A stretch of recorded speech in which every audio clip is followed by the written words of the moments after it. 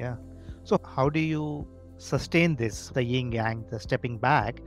How do you add this as a part of your culture, especially for key leadership team as you slowly start to build that also up? How do you keep this as a practice for them? And somebody might not like to meditate, or somebody might not want to stay in a farm, but reflection can still be done for everybody. So how are you inculcating that as a culture, at least for the next level of leaders that are grooming under you in the organization?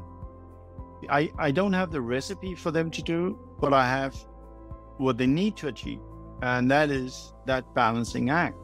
What their counter is for them is individually based, but they need that counter. For me, it's if I meet with Theo, my CTO, I need to make sure he has that balance. And that's my advice, mentorship of that situation. And that's why a lot of our one-on-ones is about that balancing.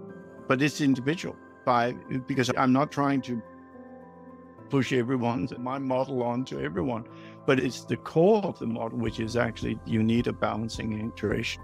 That is the key, and everyone has that.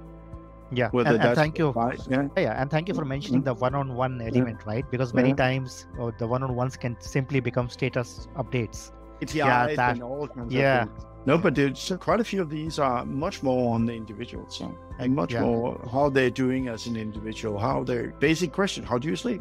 Yeah. The first indication of overworkedness is you don't sleep. You wake up 2 o'clock in the morning. So how do you sleep? And they did the same thing to me. That's the culture we have. They challenged me on it. They could see that I was overworked, and they really challenged me on it. Yes. Absolutely. Thank you for sharing that, because it sounds very simple and trivial. But I speak with a lot of entrepreneurs, so I know how much is that missing, like that balancing act, that personal attention in a one-on-one with the CEO, and how sometimes that can actually be a paradox, right? By not focusing on what is the burning issue, you can actually solve the burning issue even without a lot of effort. Yeah. So thank you for Exactly. The moment you start to only focus on the KPIs and everything else, you will only accelerate the speed of the hamster wheel. If you allow them to break out of that hamster wheel and also reflect on the whole thing, we make better decisions. Absolutely.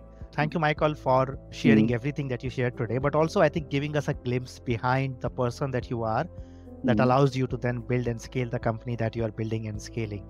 I work with a lot of entrepreneurs, and I know that this interview will be a wonderful listen for many of them. It will be very insightful, not just in what you do, but also how you are doing it.